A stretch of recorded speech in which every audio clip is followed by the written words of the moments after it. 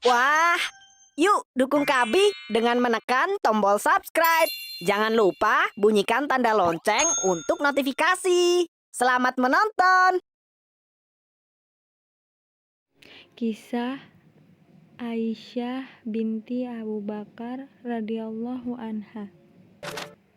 Aisyah radhiyallahu anha adalah salah satu wanita mulia dalam Islam. Kisahnya begitu terkenal dan menjadi inspirasi banyak perempuan saat ini. Lantas, seperti apakah kisahnya? Aisyah radhiyallahu anha merupakan anak dari Abu Bakar, salah satu sahabat Rasulullah yang masuk dalam Khulafaur Rasyidin, pemimpin besar setelah Rasulullah meninggal dunia. Aisyah lahir sekitar 4 atau 6 tahun setelah Muhammad diangkat menjadi Nabi dan Rasul Allah. Dikisahkan bahwa Aisyah merupakan wanita berparas cantik. Kulitnya begitu putih dan pipihnya selalu bersemu merah. Bahkan Rasulullah memiliki panggilan sayang untuknya, yaitu Humairah, yang berarti pipi kemerahan. Sejak lahir, Aisyah begitu istimewa. Malaikat Jibril menyampaikan langsung kepada Rasulullah bahwa Aisyah akan menjadi istrinya di dunia dan di akhirat. Sungguh luar biasa. Aisyah menikah dengan Rasulullah sejak masih kecil. Namun, dia masuk ke rumah Rasulullah ketika sudah balik atau dewasa. Aisyah merupakan anak yang cerdas. Apalagi Aisyah belajar langsung dari bimbingan Rasulullah. Inilah yang semakin menjadikannya istimewa. Aisyah bahkan dikenal sebagai wanita paling cerdas dan kritis pada masanya. Bagaimana tidak? Dia menguasai 3 ilmu sekaligus, yaitu ilmu fikih, ilmu kesehatan, dan ilmu syair. Rumah tangga Aisyah dan Rasulullah terkenal sangat romantis. Banyak yang memujinya, namun banyak juga yang merasa tidak suka. Suatu ketika, Aisyah ikut dalam rombongan Rasul. Dalam perjalanan itu, Aisyah kehilangan sebuah kalung. Aisyah lantas menyuruh Rasulullah berhenti sejenak dan mencari kalungnya. Tapi sayangnya, kalung itu tidak ditemukan. Karena lelah, Rasul pun tertidur. Para sahabat mulai gelisah karena sudah mendekati waktu sholat dan mereka berhenti sudah terlalu lama. Bahkan di tempat itu tidak ada air untuk wudhu. Banyak yang menganggap semua itu salah Aisyah. Bahkan Abu Bakar sendirilah yang memarahi putrinya itu. Kala itu Abu Bakar sampai memukul punggung Aisyah. Namun Aisyah tetap diam karena tidak mau mengganggu Rasul yang sudah tidur di pangkuannya. Ternyata Allah punya rencana lain. Saat itulah turun wahyu tentang tayamum.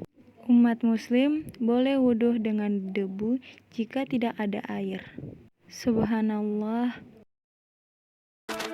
Sebenarnya, banyak sekali teladan yang bisa diambil dari Aisyah. Suatu ketika, seorang pengemis datang ke rumah Aisyah. Kala itu, Aisyah hanya memiliki sepotong roti saja. Dan itu pun bekal untuk buka puasa nanti. Namun, Aisyah memilih untuk memberikan roti itu kepada pengemis. Semakin lama berada di sisi Rasulullah, maka pengetahuan Aisyah pun semakin luas. Banyak sahabat yang datang kepadanya untuk memastikan sebuah hadis. Hal ini semakin menguatkan posisi Aisyah. Namun, karena hal inilah banyak orang yang merasa tidak suka. Bagi orang-orang yang tidak menyukai Rasul, Aisyah merupakan sumber kelemahan Rasul. Dan ketika ada kesempatan, mereka pun langsung memanfaatkannya. Kala itu terjadi sebuah peristiwa penting. Aisyah terpisah dari rombongan Rasulullah. Aisyah telah menunggu lama sekali. Dia berharap Salah satu dari rombongan itu sadar bahwa dirinya tidak ada dan kembali lagi untuk menjemputnya. Namun, tidak ada tanda-tanda apapun. Saat itu, Aisyah merasa ketakutan karena berdiam diri sendirian tanpa pendamping. Ketika Safwan bin Al-Mu'attal lewat dan menawarkan bantuan, Aisyah pun menerimanya. Aisyah merasa bersyukur karena mendapatkan pertolongan. Namun, pandangan orang-orang kepadanya menjadi buruk. Masa itu adalah masa setelah turunnya ayat tentang hijab. Seorang wanita berpergian sendiri dan ditemani seorang pria yang bukan suami atau keluarganya adalah hal yang tercela. Banyak cerita berhembus tentang kedekatan Aisyah dan Safwan. Hal ini membuat Rasulullah sangat terpukul. Hingga tanpa sadar, sikap Rasulullah pun berubah. Ketika mengalami hal itu, hati Aisyah pun hancur. Rasulullah terus berdoa meminta petunjuk dari Allah mengenai apa yang sebenarnya terjadi. Dan turunlah Quran Surah An-Nur ayat 11 yang berisi, sesungguhnya orang-orang yang membawa berita bohong itu adalah dari golongan kamu juga. Janganlah kamu kira bahwa berita bohong itu adalah buruk bagi kamu, bahkan ia adalah baik bagi kamu. Tiap-tiap seseorang dari mereka mendapat balasan dari dosa yang dikerjakannya. Dan siapa di antara mereka yang mengambil bagian yang terbesar dalam penyiaran berita bohong itu, baginya azab yang besar.